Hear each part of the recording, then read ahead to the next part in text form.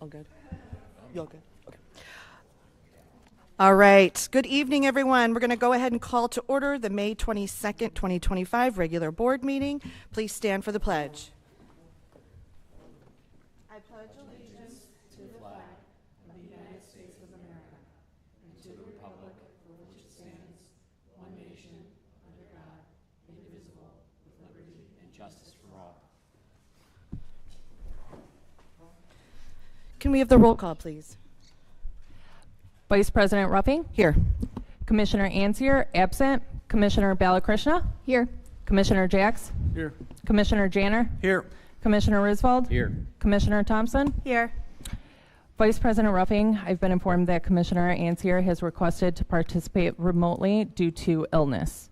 Move to allow the remote meeting participation of Commissioner Ansier per Section 7 of the Open Meetings Act. Second. Roll call, please. Commissioner Thompson? Yes. Commissioner Risvold? Commissioner Balakrishna? Yes. Commissioner Jacks? Yes. Commissioner Janner? Yes. Vice President Ruffing? Yes. Commissioner Ansier, can you hear us? Yes, I can. Wonderful. Thank you. Monica, do we have any matters from the public? We do. I would like to first call Sheila Sarovich, followed by Guillermo. Yeah, please come up to the podium. Welcome. Good evening. Is this on? Yes. Okay. My name is Sheila Sarovich, and I'm a longtime resident of Naperville and also a member of the Naperville Waves Master Swim Team. I'm here with a few of my teammates tonight, some of whom got out of practice early and some who may have even skipped the practice for tonight to attend this meeting. We'd like to respectfully convey three things today to the board and to the staff of the Park District.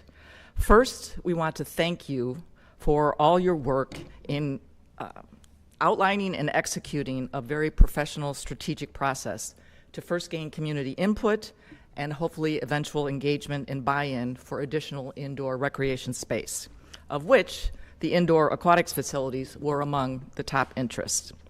Secondly, we want you to know that we are here to help and support you in any way we can. We have about 150 members on our master swim team. The vast majority live in Naperville.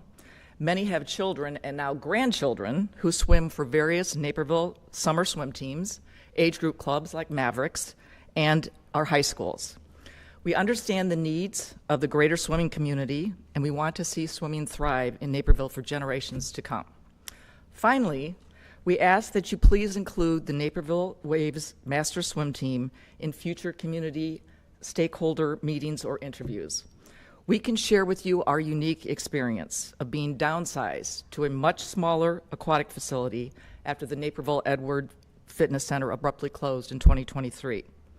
Not only was our swim team impacted, but all of the adult aquatic programs at the Naperville campus had to be consolidated and then integrated into the Seven Bridges facility, which is in Woodridge.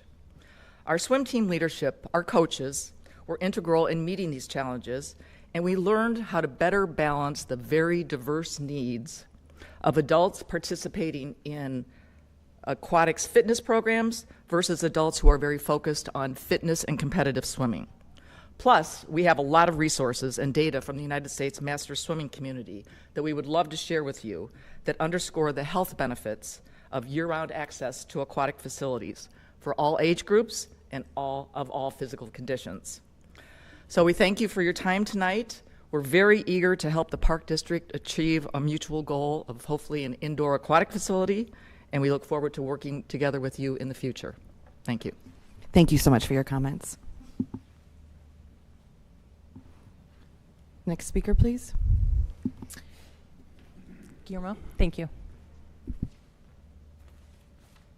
Evening, ladies and gentlemen. Unlike those of you that know me, unlike the last speaker, I don't do much respectfully. My comments tonight don't necessarily apply to the new board members, the newly elected board members. You guys haven't had a chance to screw anything up yet.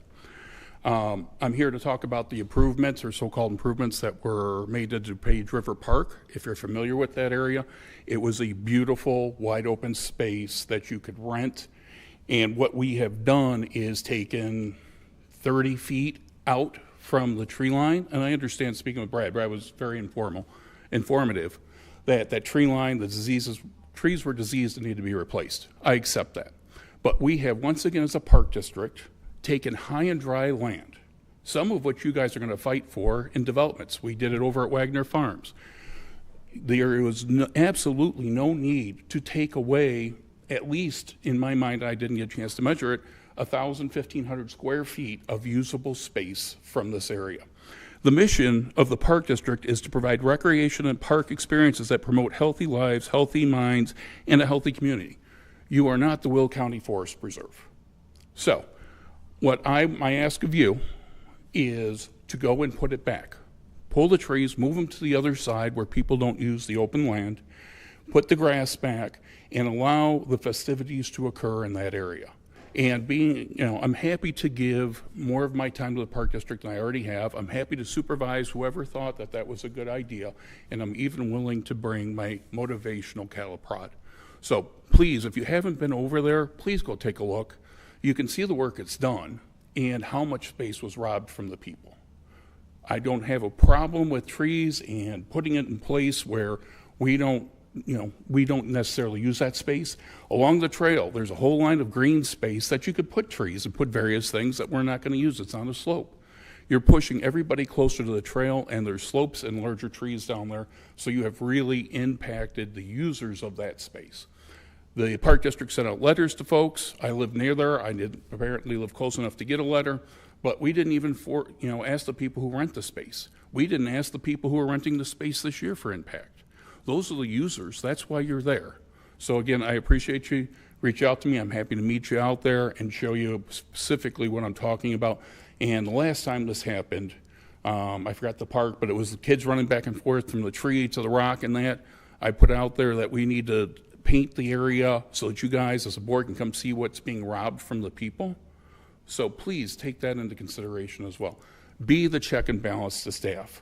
You've got so much money that you've got to spend it on this kind of stuff, lower the tax bill. Thank you. Thank you for your comments.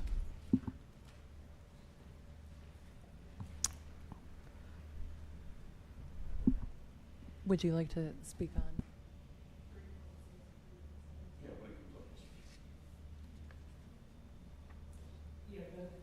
That's fine. When they get pulled off the consent agenda, then right before they come up, that'll be a time. Great. Thanks. All right, Monica. Oh, go ahead. Sorry.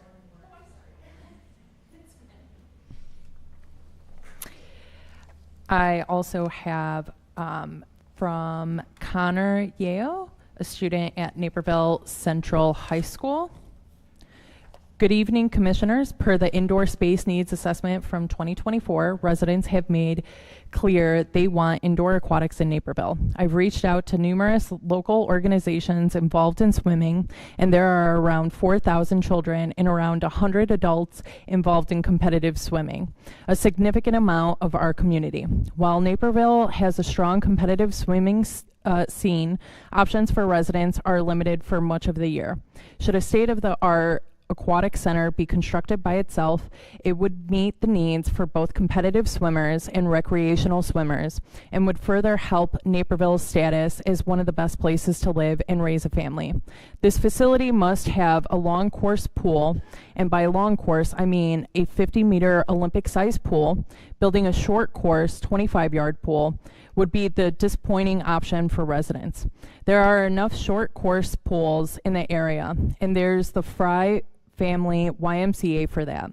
A 50-meter facility would allow for lap swimming, water aerobics, water polo, club training, swimming, diving, and swim lessons simultaneously. In addition, Naperville, similar to Westmont, would be able to host major swim meets like USA Swimming Speedo Sectionals, TYR Pro Series, Speedo Winter Junior Nationals, and other meets of that caliber, bringing tourism dollars into our city and benefiting hotels, restaurants, and shops. This would also be beneficial in recognition of our swimming excellence. Ellen Stonebreaker, Greg Busey, Mary DeSenza, Kevin Cortez, Sean Lehan, Gia D'Alessandro, and Rachel Stieg have all come from Naperville and have represented the United States internationally. This would ensure the next generation of swimmers in Naperville have the necessary tools to chase their dreams and perhaps be the next Kevin Cortez or Rachel Stieg.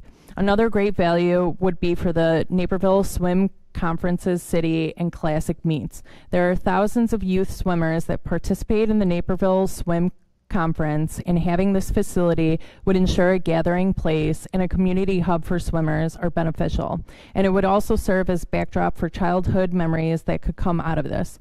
The Naperville Swim Conference, swim clubs, and USA Swimming Masters programming in Naperville relies on high schools to either run swim meets or swim practices. An aquatic center is sorely needed and has been for such a long time. It has also decreased the over-reliance on area high schools to provide for this community.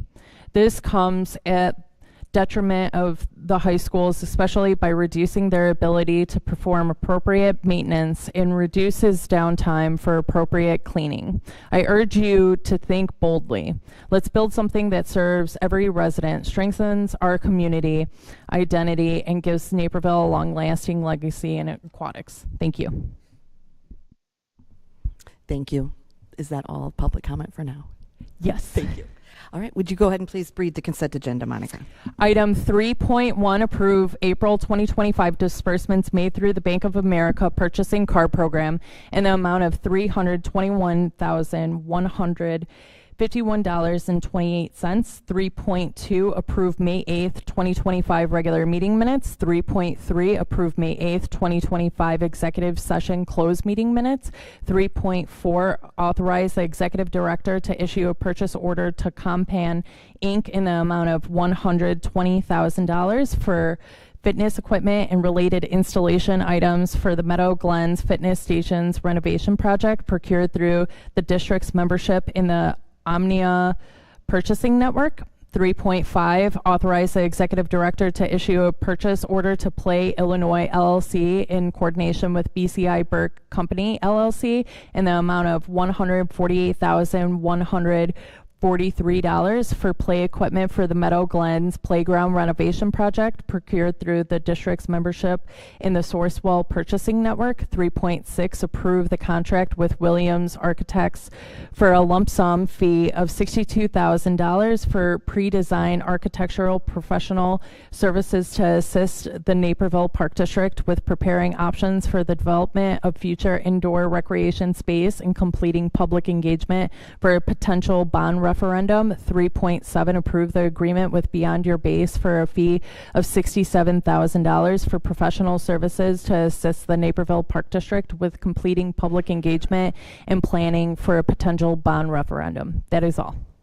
Thank you. Should any items be removed from the consent agenda and considered separately? 3.6 and 3.7, please. Move to accept the consent agenda, items 3.1 through 3.5. Second. Roll call, please. Commissioner Thompson? Yes. Commissioner Risvold? Yes. Commissioner Ansier? Yes. Commissioner Balakrishna? Yes. Commissioner Jacks? Yes. Commissioner Janner? Yes. Vice President Ruffing? Yes. Move to approve the consent agenda, items 3.1 through 3.5. Second. Voice vote, all in favor? Aye. Okay, now we'll move to unfinished business, which is Aye. 3.6 and 3.7. Do we want to do public comment on those first? Great. So let's go ahead and have our speaker. Yes.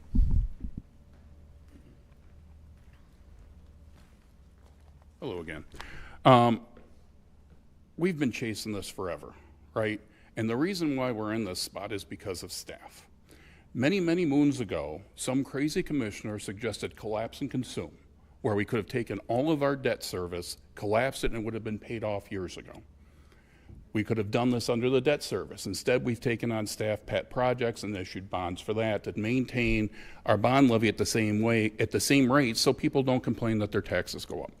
Then, 8 years ago, we had the opportunity to look at a private partnership where we go in with a private company, they build all this stuff out, we get the dream set, and nobody was more in favor of building a pool than I was.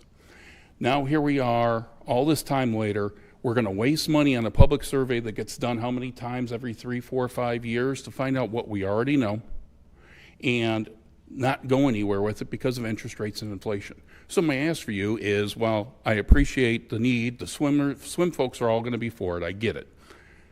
Don't spend 120 grand. Find other places to spend it. Reduce taxes. I don't know, put DuPage River Park back the way it was. But spending money on this is absolutely ridiculous. Thank you. Thank you for your comments. Commissioner Janner, do you want to?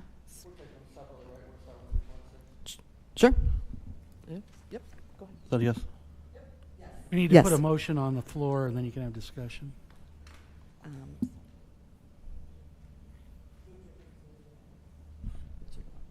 Both of them.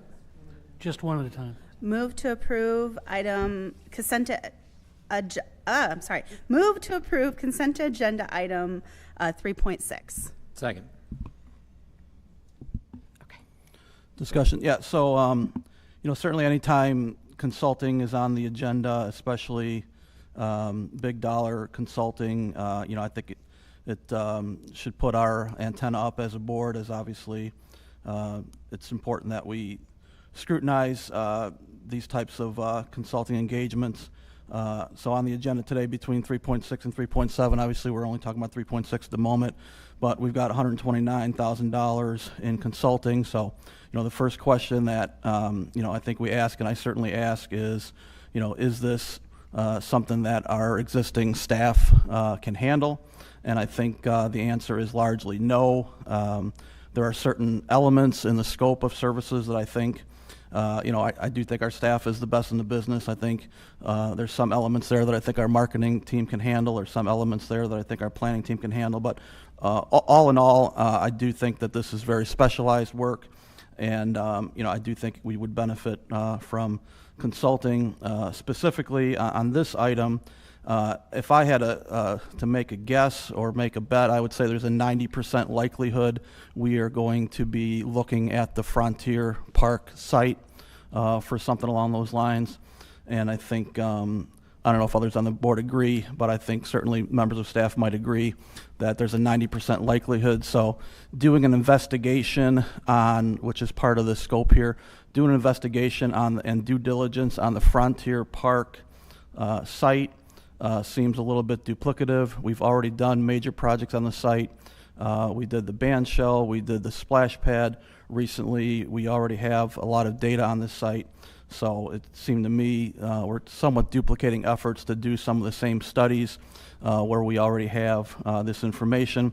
And Brad was kind enough to react to some of my questions quickly earlier today, and we sort of unpacked it a little bit. But I would say that my thought coming into the day before talking with Brad, and I'd like to hear from other commissioners, of course, but it would be to propose a 15 to 20% reduction in the scope of this particular project, and also a 15 to 20% reduction in the cost, with the likelihood of us working on a site that we already know, we're already very familiar with. And if for some reason the 10% comes true and we end up on a totally different site, then we would certainly accept and approve a change order from the consultant to address the delta there. But just want to be really careful that we're not duplicating efforts and paying for services that we already have a lot of the information. So I don't know, Brad, if you want to comment on some things you said to me today, or if any of the other commissioners want to react, but that was just my thought on it. Yeah, much of the work that is included within this contract is work that's necessary to take those next steps as far as pre-design, preparing concepts, ideas that can be presented to the community to gather that feedback on whether there would be support to move forward with putting a referendum out to the community to be able to build future indoor space. So yes, Commissioner Janner and I did discuss this earlier today.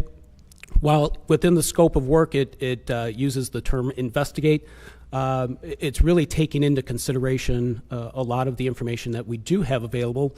However, there are a number of areas that the architectural team, engineering team that have specialized skills will need to investigate, even on property that maybe we already have a lot of information on, but we'll need to investigate when it comes to actually putting a program together, looking at square footages, impervious surfaces that might be developed through a parking lot or a building at a particular location. So as staff, we're very comfortable with the scope of services that are included within this contract, and we would recommend moving forward with it. I just have a quick question, because I agree with Commissioner Janner. Our staff is the best in the business, but do we have architects lying around that we're not using in-house that I'm not aware of? Or is that why we're going out to get an architect to do this type of work? I don't think this is something that looks like we can do it in-house, is my point. To answer that, no. We do not have these types of specialized skills in-house, architectural or engineering skills to do that. Do any other commissioners have any questions or statements? Okay. I mean, I'll just say real quick that, you know, the process for a referendum is deliberate and long and very involved, and having professionals guide us is so important that we get this done right, because ultimately this is going to go to the voters. They are the ultimate decision makers. And so I personally am supportive of both of these items. Do we go ahead and roll call on 3.6 now? The motion. Yes, if there's no further discussion, it's a roll call vote. Yeah, one more thing. I mean, I agree with the particular consultant. I think the consultant has provided good service to us in the past, and I agree with the project. My only question was about the scope, so I just wanted to see if there's any other commissioner that would be in favor of taking a look at the scope in light of the fact that we know the Frontier Park site very well. So just to be clear, I support the consultant, I support the project, I support moving forward. However, my issue was simply with the scope, and I think my inclination would be to ask staff to negotiate in good faith with the consultant to reduce the scope and the fee by 15 to 20% in consideration of the fact that we know the site very well. And I would certainly make a substitute motion, but I won't go through the trouble of doing that if no one else agrees. Well, I want to interject here, Madam Chair, for a second. The scope is largely about conceptual renderings of the building improvements, not about the site. One of the lessons learned from 2008 was that the community said, we don't trust your information on cost. And that was one of the reasons we wanted to engage Williams on the cost elements from the get-go for each of the different building improvement elements. And their scope is about the different sorts of building improvements that the community has said they may or may not want. And so then the questions will be, what are the costs of those improvements? It's the site, if there are alternative sites, it's only about bringing utilities to those. Most of this $62,000 for Williams, according to the contract as I'm pulling it up and making sure I remembered it correctly, is about concepts for the improvements, not the site. Thank you. All right. I have something real quick. Please. Oh, so Please go ahead. From my understanding, nothing is set yet anyway about anything being at Frontier. It's an idea, but it's not like this is the only thing they're investigating. Am I correct on that? Yes, Yeah. that's correct. Okay, thank you. Okay. Now, do we want to take a roll call vote on 3.6? Commissioner Ansier? Yes. Commissioner Balakrishna? Yes. Commissioner Jacks? Yes. Commissioner Janner? Yes. Commissioner Risvold? Yes. Commissioner Thompson? Yes. Vice President Ruffing? Yes. Move to approve consent agenda item 3.7. And then any discussion on this item, Commissioner Jenner? 3.7, yeah, I mean, I think before we move forward with this, I just hope that there is consensus of the board to pursue this referendum question. And obviously, as you mentioned previously, Commissioner Ruffing, we're basically giving the community an opportunity to say thumbs up or thumbs down. We've been talking about this for many, many, many years. But if for some reason, there wasn't a consensus of the board now to sort of continue with this process, then, we certainly would be wasting these dollars, especially, when you look at the scope here, again, I think the consultant is the proper consultant. I think the project is good. Certain things in the scope provide input on one or more potential funding proposals. It seems like that would be our finance team with our bond counsel. Update public engagement timeline. That seems like fluff to me. Prepare an FAQ document and fact sheet for posting on the district's website. Seems like we can probably do that ourselves. Assist in preparing an invite, agendas, and presentations. Our marketing team's the best in the business. This seems like something we might be able to do. Work closely with the district in developing 2 informational mailers. Again, our marketing team is outstanding. Review press release. Some of this scope seems to me that, again, this one in particular, if we can't pare out 15 to 20% of this, a lot of this is fluff. Assist in preparing social media posts. We're doing a great job with social media. And then, the kicker, prepare a maximum of 3 additional informational mailers if the board decides to adopt. So we're basically committing to dollars here for a question mark, that we may or may not do in the future. So this one, I'd be hard pressed to think that we can't cut some of the fluff out of this. Again, I agree with the consultant, I agree with the concept, but if you read this memo carefully and you look at the scope, a lot of this stuff is perhaps not where we don't need help on some of this. One of the things that as I was reading the memo, I feel like this is a completely different beast than what we normally deal with. We're not going to get a lot of shots at this. Like, we pretty much have this referendum, and it's either going to pass and it's not going to pass. And if we're going to put staff and ourselves through all this work and all this planning, I feel like having an outside source coming in who's guided other government agencies to success with their referendums, why would we not, take them up on that? It's the old adage, measure twice, cut once. Like, we only have one shot at this. I don't want to waste it. And I think the price that we're paying for such a big project, I feel like that's worth it. It's worth investigating. It's worth having an outside party investigate, because I feel like sometimes when we're really working hard on a project and everybody's all in, you get over your heads and you don't understand the zeitgeist of like the community at large. So those are my feelings on it. I would approve this, no problem, no questions asked, just looking at the scope and thinking about the project ahead.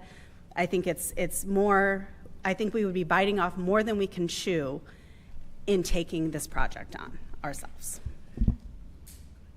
Yeah, I don't disagree with Commissioner Janner's idea necessarily that it looks like it's fluff, or the way that it's worded looks like we could handle it in-house, but the way I think about it is if you need brain surgery, you don't hire a cardiologist to do it.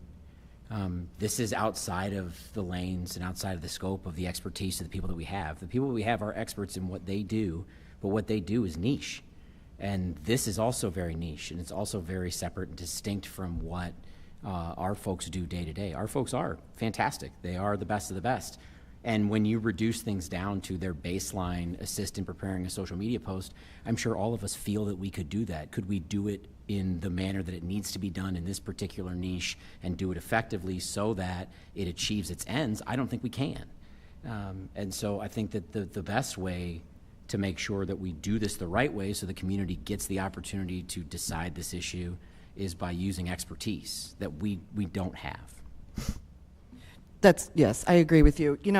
I'm familiar with the consultants. They presented at IAPD just earlier this year, and myself and several staff were in the class. So understanding and I don't expect anyone up here to be experts on the referendum process. I'm not either. However, I am familiar with the process because I have taken the time to learn about it, and hearing from the consultant is so important to understand these steps. the fluff, as you call it, is not fluff. These are very specific steps that have to be taken in order to be successful. Because as you were saying, we don't want to go through all of this. The public has spoken with the indoor space rec needs assessment last year that this is something that they want. So taking these steps is already listening to the public, and then obviously the ultimate decision will be on the public. So while of course our staff is very has all the abilities with marketing and all that, they are not experts in passing a successful referendum, and that is why all of that is listed out. And I can assure you that, and you don't have to take my word for it, but we'll all learn as we go through this process of how important all those steps are to be done by an expert. If we want to do this right, we need to do this right, and this is like one of the very first steps. And so, there is a timeline that we have to be respectful of too if we want this to move forward. So I will of course be supportive. Madam Chair, please. One point of clarification. So it is illegal to expend money on any consultant as a point of advocacy on any of the questions. So I know we've talked about successful referendums and all the rest, and that I want to be clear because we're all on board here. The Park District as an entity is agnostic about the outcome. We are trying to frame it in a way that is clear for the community. I referred to 2008 before, and I want to refer to it again. Because everything was done in-house there, it wasn't trusted by the community. Samara Luthman's group on the communication side for the Park District doesn't have an equal in the park system anywhere that I am aware of. That being said, they're also advocates every day for the Park District. And to ask them to take off only of their advocacy hat to be agnostic and neutral and framing questions with the community group that's about to frame the question to be presented. What exactly are we going to ask the community? We want to avoid the idea that we've somehow got our thumb on the scale, this was preset, this was a done deal, all the usual kinds of allegations, and that's why this consultant, I think as even Commissioner Janner had said, is the one to pick. They are attuned to not crossing the line. And that kind of question framing, just to be clear, when we refer to a successful referendum, it's one that's successfully presented to the community in a meaningful, trusted way, and whatever they vote on, they do. Beyond the Base, when they helped the school district at 204, a successful referendum was getting them the funding they needed. It wasn't quite as agnostic a question as you're presenting. So just want to reassure everybody at home, when we talk about successful referendums up here, we're not talking about yes or no. We're talking about an actual clear, meaningful, trusted question that the community gets to vote on. Thank you for clarifying that. That's absolutely what I meant. Any other? Oh, go ahead. Yeah, I just also want to comment on this really quickly. So I know this is the same group that helped 204, like has been mentioned before. And the most important thing in this process is making sure that, like Dirk just mentioned, the community has all of the most accurate information and has all of the information to make whatever decision they decide to make.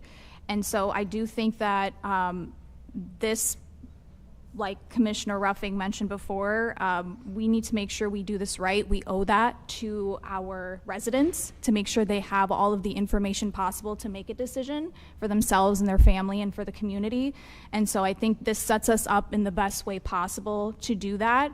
And so I think this is a really important investment that we need to make so that our community can have all of the information in front of them, clearly communicated to them, and they have all of that to make the decision that they want to make. So, thank you. Commissioner Ansier, do you have any questions or comments?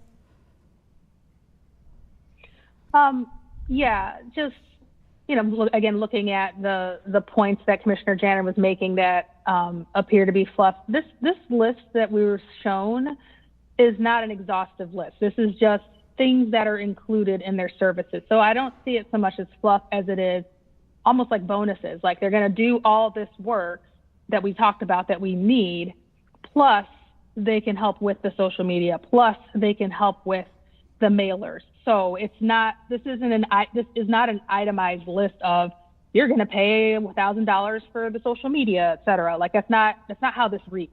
So I just kind of wanted to, put that out there as well. Like these are not itemized things that you put a price tag on and we can say cut, whatever, we'll do that. So that was all. Thank you. Any other comments from the board? Okay. Then at that point, let's roll call on item 3.7. Commissioner Ansier? Yes. Commissioner Balakrishna? Yes. Commissioner Jacks? Yes. Commissioner Janner? Yes. Commissioner Risvold? Yes. Commissioner Thompson? Yes. Vice President Rupping? Yes.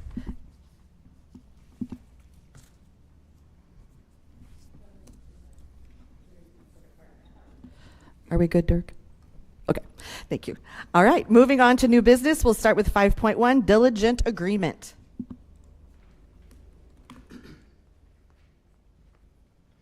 Good evening. On June 12th, an agreement with Diligent will come before the board for approval. You may recall from my departmental update in March that Diligent purchased Board Docs, which is our current board meeting and related documents platform. Diligent is phasing out Board Docs, and as such, we're required to move to the new platform in August. Executive Administrative Assistant Sol Maha and Director of IT Mertis have evaluated the new platform and are confident that it will meet the district's needs. With assistance from Attorney Price's team, I've been working on the terms of the agreement with Diligent and expect the agreement to be ready for approval at the next meeting. The agreement is for 1 year with 2 one-year extension options. The initial annual expense will be $10,000, and it will increase by 6% each year if we elect to extend the duration of the agreement. The expense over 3 years, should we exercise those 2 extensions, would be $31,836. Any questions? No? Okay, Thank you. 5.2, draft 3-year financial plan 2025 to 2027. Good evening.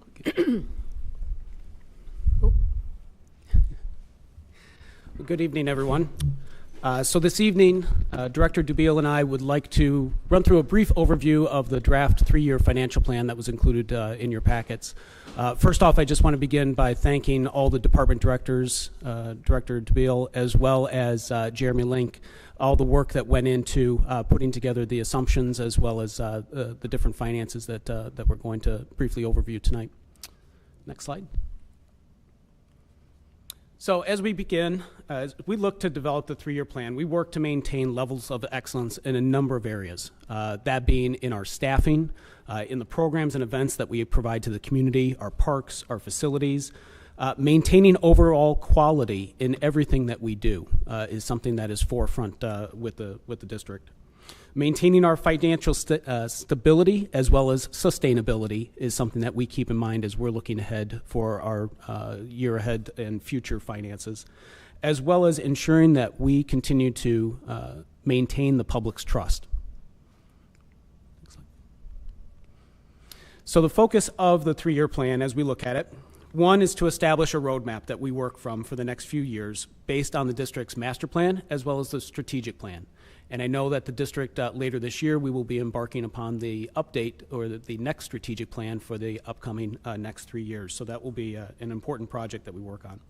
But continuing to emphasize a focus on attracting and maintaining a qualified, loyal, and motivated workforce.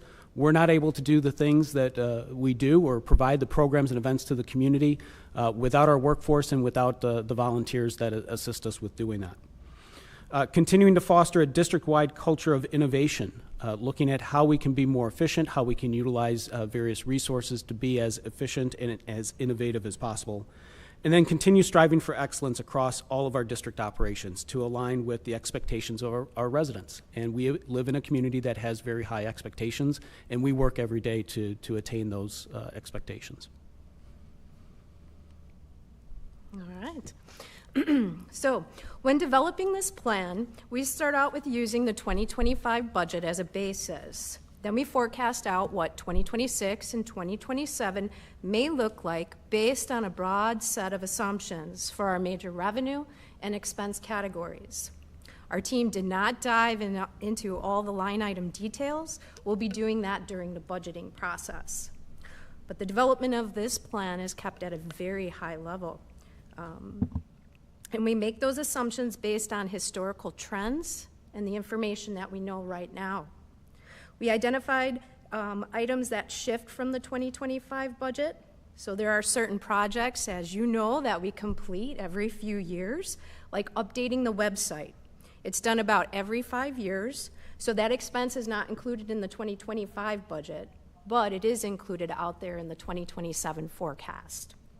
We also reach out to our financial and plan experts to gain insights and guidance on some of the major assumptions, like CPI, health insurance cost increases, and IMRF contribution rates. Then we take all of those operating assumptions, we combine them with the 10-year capital plan to see if it all fits together, to see if it makes sense, and to determine if it's financially sustainable. This 3-year plan, as it is presented to you, is sustainable and maintains the district's positive financial position, where we're ready to address unforeseen events and opportunities, and we're in a position to maintain the AAA bond rating.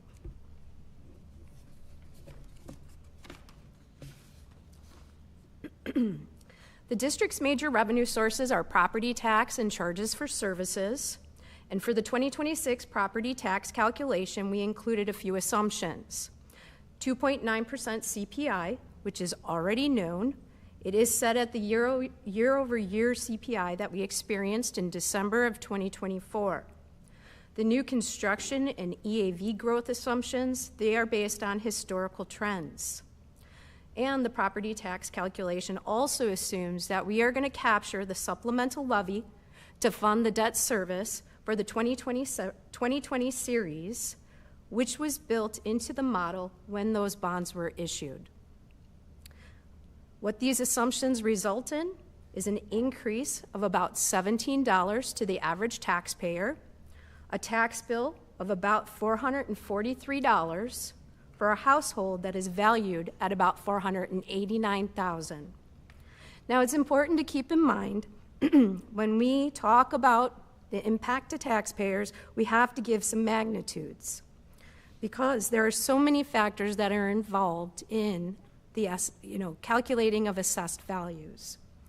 So the average taxpayer is actually going to experience more like something like a range. It could be a $17 increase, it could be $20, or it could be $15. For the special rec levy, we anticipate that the rate will increase from 2.89 cents to 3 cents, which is below the maximum rate. This increase is based on the anticipated need and cost for inclusion services that are provided by the WDSRA and for the planned ADA projects from that 10-year capital plan. One thing to note is that the ADA transition plan is being updated this year, and based on those recommendations and what you as the board approves, the funding level may need to be increased in those forecasted years. The district's other major operating source is charges for services. The 2026 assumptions include a 2% increase for Fort Hill programs and membership revenues. Our team is slowing the growth assumption from prior years, as participation is getting closer to what capacity may look like. We also are assuming a 2% increase in golf revenues, which include minor fee increases, $1 for riding green fees, and $1 for range fees.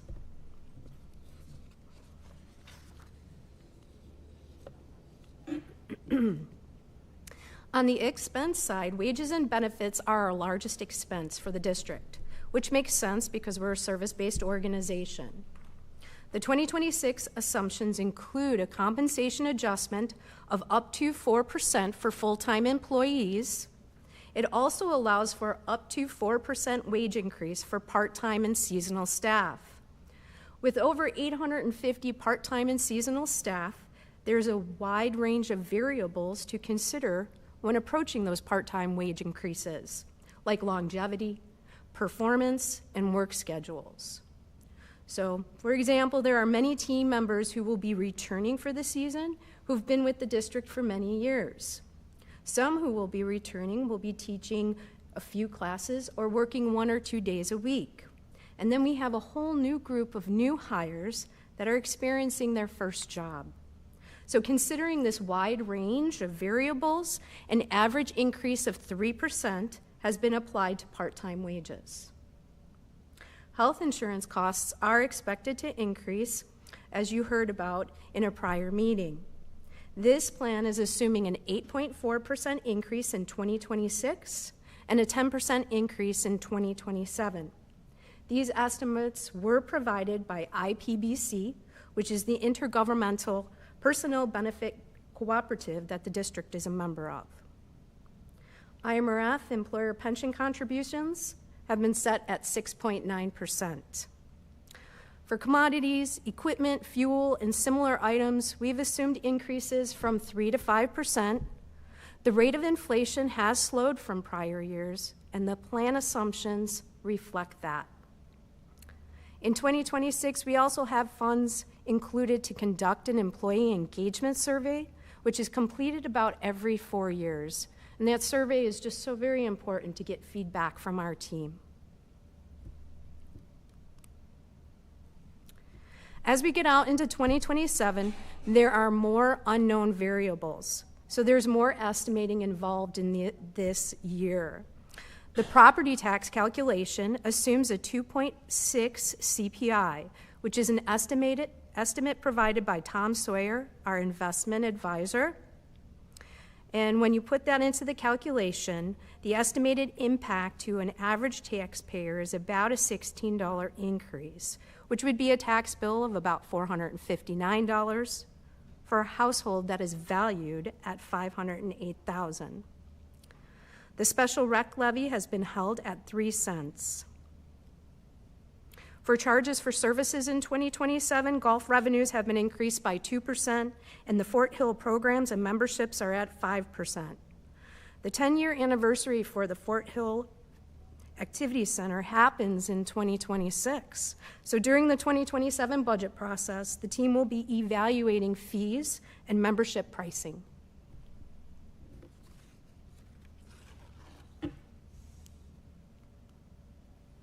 For 2027 expenses, many of the expense assumptions mirror 2026. Full-time and part-time compensation adjustments, as well as commodities, fuels, and contractual service adjustments. Other assumptions are the insurance costs, which are set at 10% of an increase, and IMRF contributions at 7.19%. Funds have also been allocated to conduct a fire sprinkler system testing and the website upgrade.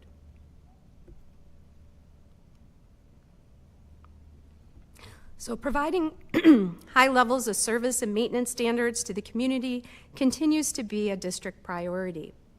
The 3-year plan includes a total capital spending of about $41 million, as it is laid out in the 10-year capital plan. These projects take care of what we have, which is a large capital system. There are a variety of funding sources for the capital plan, and the largest sources are property tax and bond proceeds. In addition, some of the other funding sources include grants, donations, investment income, cash in lieu developer donations, special rec funding for ADA projects, and as I mentioned, the ADA project plan is being updated, so we do anticipate those updates will impact the 10-year capital plan and funding levels. And then there's also transfers from the general fund and the golf fund. An important philosophy that you as a board and prior boards have set up is that any surpluses from our operating funds, if they do better than what is expected, those funds will be reinvested back into the community through capital investment into future projects. Over time, this philosophy has allowed the capital reserve balance to be where it is now, allowing for flexibility so that the district can respond to challenges as well as opportunities. So I'm going to turn it back over to Executive Director Wilson. So in summary, the draft plan that's being presented to the board, it maintains, the district remains in a positive financial position. We continue to emphasize in this plan the importance of hiring and retaining a qualified and loyal and motivated workforce. Our goal is to continue to provide a variety of affordable recreation opportunities. When we look at fees and charges for programs and facilities, that is done on an annual basis as part of our budget process. And right now, based upon the assumptions within that plan, that continues to look at maintaining that affordability for participating. Generating alternative revenue, that'll continue to be a focus to support our overall mission, whether that be through grants, sponsorships, or other alternative revenue means. Our district's capital plan uses diverse funding to be able to fund that plan, and we are constantly looking at that plan, shifting projects forward and back based upon when items need to be addressed out in the community.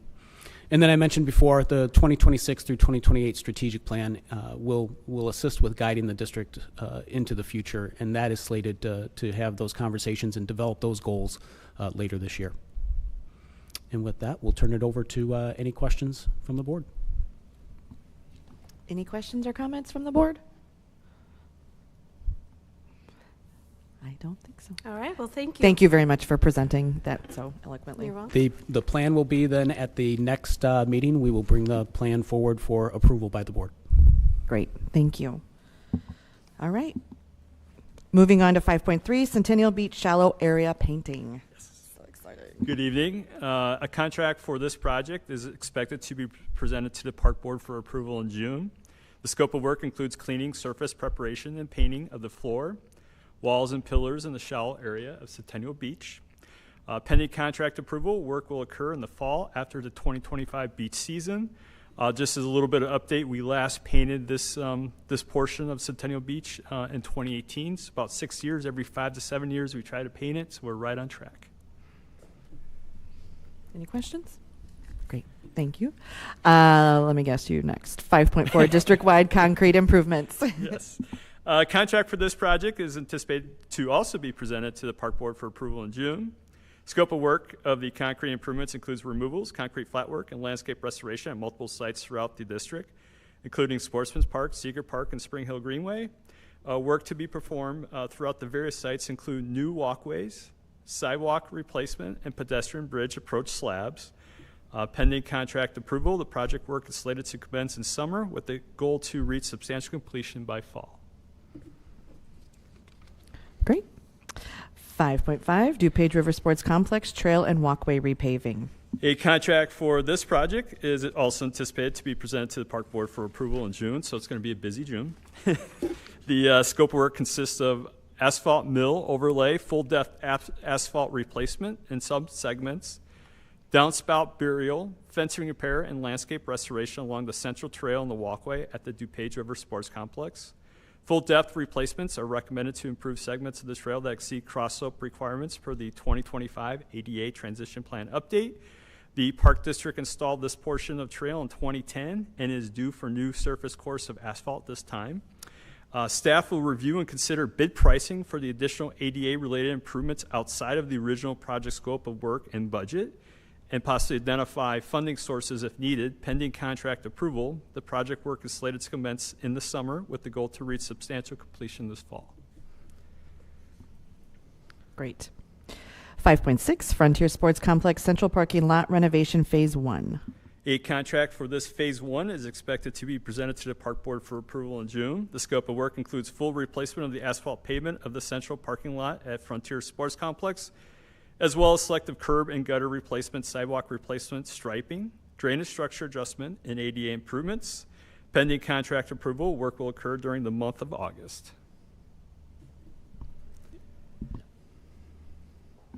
Okay. 5.7, Knock Knolls Nature Center exterior staining and painting. A contract for this project is expected to be presented to the Park Board for approval in June. The scope of work includes staining and painting of all exterior stained and painted surfaces of the Knock Knolls Nature Center, including siding, soffit, fascia, trim, beams, and metal connections, hollow metal doors, and frames and piping. Pending contract approval, work will occur during the month of August. Great. And 5.8, Old Farm Greenway Shoreline Restoration. A contract for restoring the final section of shoreline of the creek that extends through Old Farm Greenway is anticipated to be presented to the Park Board for approval in June. The scope of work for this project includes the stabilization of shoreline at Old Farm Greenway. This work extends from 87th Street north to Foxcroft Road, adjacent to a townhome community parking lot. The restoration work involves removal of invasive and undesirable trees and shrubs, the placement of coir roll along the shoreline to minimize erosion, minimal grading to ensure a stable slope, and installation of native grass seed along the shore. Pending contract approval, work is expected to begin in June as the weather permits, with the intent to reach substantial completion this summer. Fantastic. 5.9, Sint Woods Trail renovation. Contract for replacing the gravel trail through Sint Woods with pavers is anticipated to be presented to the Park Board for approval this summer.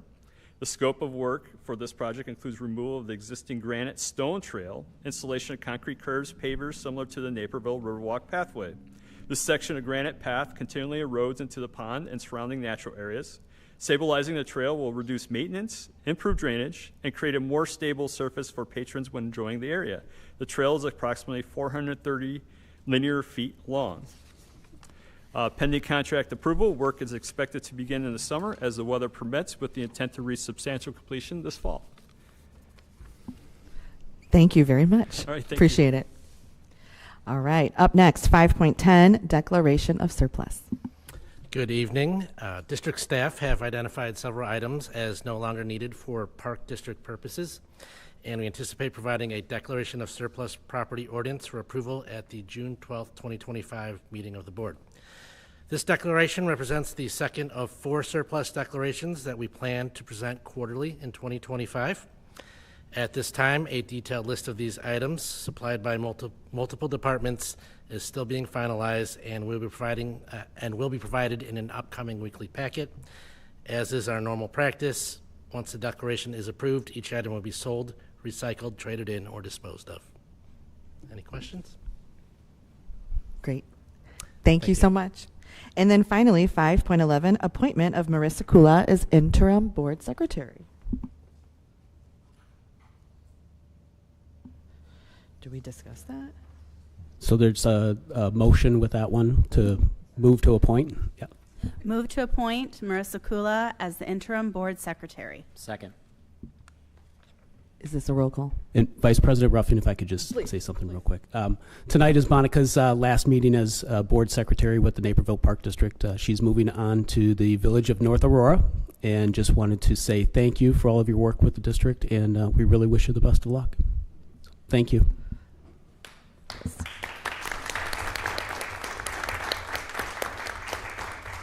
We will miss you. I know you're going to miss us a ton.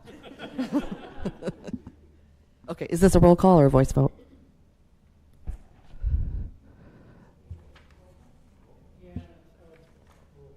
Great. Commissioner Answer? Yes. Commissioner Balakrishna? Yes. Commissioner Jacks? Yes. Commissioner Janer? Yes. Commissioner Risvold? Yes. Commissioner Thompson? Yes. Vice President Ruffing? Yes. Welcome aboard, Marissa. All right, moving on to department updates. We will start with administration. Good evening. This will be my final one before Marissa takes over. The 2025 National Recreation and Parks Association Conference will be held in Orlando, Florida, September 16th through the 18th this year. A preliminary schedule of education sessions and registration will be forwarded to you at a later date. Thank you. Thank you so much. Finance? All right, I'll keep this a little shorter. Our team has been working with the audit team, Sickage, to compile the annual comprehensive financial report for the year ending December 31st, 2024. Brian Lefevre, engagement principal at Sickage, he will be attending the June 12th board meeting to present the report for your acceptance. Do you have any questions? Thank you. Thank you. On to golf. Good evening. A couple things from golf. We continue to be busy right now despite the fickle weather, but we're gearing up for the holiday weekend, which is basically the start of our summer. Looking forward to Memorial Day weekend. We expect a busy 4 days of golf. Weather looks good overall, so we can expect nearly 500 players a day between the two courses, Friday through Monday. Overall, our round totals are at levels that we had forecasted for this point in the season, and our revenue numbers are tracking slightly ahead of budget. We are behind last season's record totals, but last year the spring weather was much more favorable, and we were able to open quite a bit earlier. Our golf tournaments have been very popular so far this season. This past weekend, our courses hosted over 100 players participating in the Brooks Team Championship. That was a 2-day event. We had one day at Naperville and then followed up with a second round over at Springbrook. And then coming up on June 4th, we have our next event. That's our Senior Partner Championship at Springbrook also. We already have 128 entries in that event. School is going to be out soon. Both courses will be preparing for our summer junior golf programs. The junior camps, clinics, and leagues will begin the week of June 9th, and they run through most of the summer. We're expecting nearly all our programs to be at or near capacity. And finally, the courses have been in excellent condition this spring. Maintenance staff has been very busy preparing the courses for the warmer and drier summer months while keeping up with the spring flush of turf growth. Staff is also working to complete our annual spring plantings and some improvements around landscaping around the clubhouses. We have some contractors out there currently doing some work on the patios, performing some repairs and sealing all the patio pavers. We expect those projects to be completed in the next couple of weeks. That's all from golf. Any questions? Thank you. You bet. On to human resources.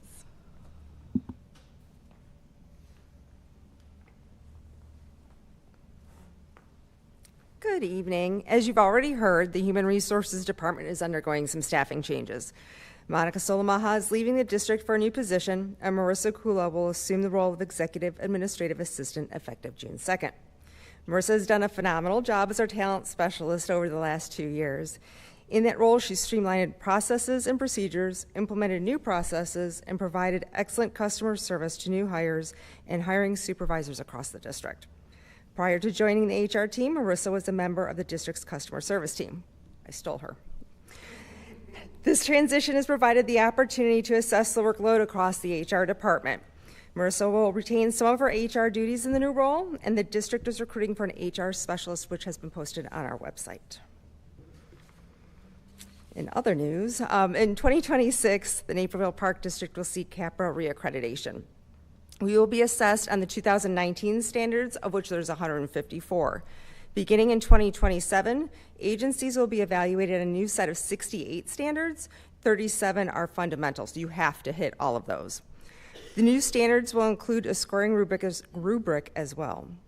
To prepare agencies and CAPRA volunteers for the new standards and generally support all parties through the accreditation process and reaccreditation process, NRPA has established a CAPRA training committee.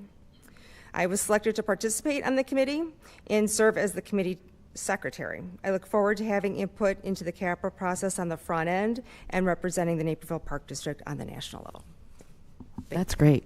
I'm so glad to hear that. Yeah, Thanks for I'm excited stepping about up for that. Yeah. Any questions? Thank you so much. Right, thank you. IT.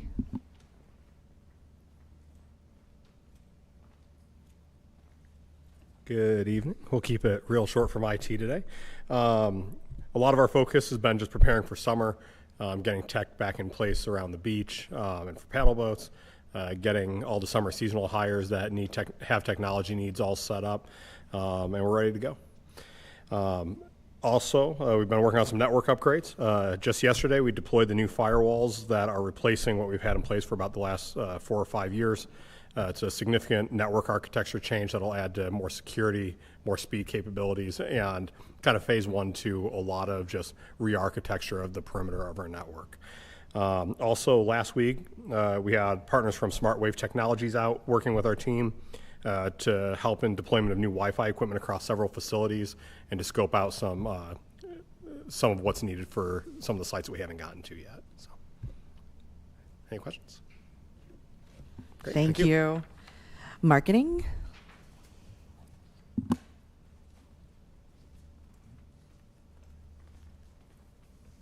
Good evening. May is National Bike Month, and since late April, we promoted a 3-pronged bike safety and trails usage awareness campaign that has encompassed Share the Trails, which we created several years ago and have been using at least once a year, sometimes twice a year, in the spring and in the fall. Walk Your Wheels, which is a new campaign and Riverwalk specific, and the Regional Bike Safety Initiative, which is being propagated by Park Police, Forest Preserve districts, and other local jurisdictions. So these three things have kind of converged at the same time. It's very timely. We've used several different communications aspects in addition to the signage along the trails and the Riverwalk and the bike paths. We've also used media communications and social media and email. So it's been a successful campaign. And actually we had a resident that reached out via snail mail to thank us for our efforts. So it's being seen and it's doing its job. So proud about that. And then I just wanted to provide the board with a heads up that next week marketing staff is going to be doing a test run at Springbrook Golf Course using our drone, which we've talked about before, and capturing golf course footage. Our ultimate goal is to have a hole-by-hole drone footage on the website of both Springbrook and Naperville to use as a marketing tool and for golfers to be able to see what the course is all about. So again, test run, and we're going to kind of work out the kinks and see how quickly we can get that done and up and running. That's great, and I love the videos on social media about the sharing the trails and stuff. Those are very cute. Thank you. And I've seen the signs along the trails that Park Police and such have put up. So that's great. Any questions? Thank you very much. Thank you. Speaking of Park Police.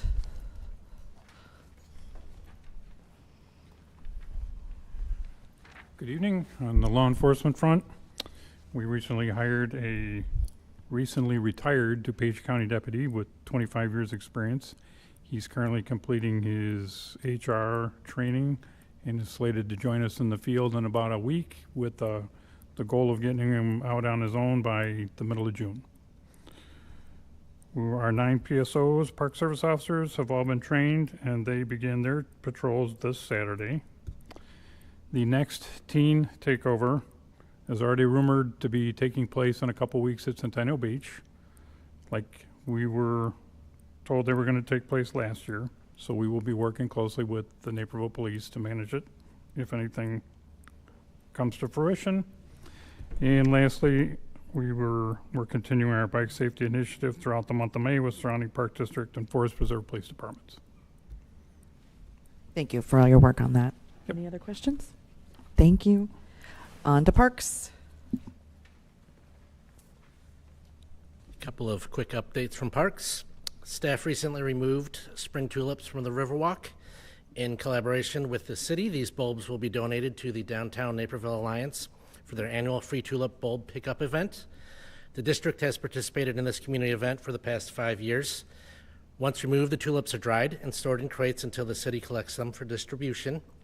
While we don't yet have a confirmed date for this year's event, it has traditionally taken place in early June, and the bulbs are available on a first-come, first-served basis while supplies last. Crews also wrapped up final preparations at the beach in advance of this weekend's opening, including planting flowers, removing debris, weeding, and getting in a final mow. Flower orders for the other divisions have also arrived, and planting is underway across town now that temperatures are favorable and staffing levels are sufficient for ongoing maintenance. Last weekend's strong wind gusts kept staff busy responding to multiple incidents involving broken branches. While there was a fair amount of cleanup to do, and we did lose a few large trees, we're happy to report that there was no major damage found.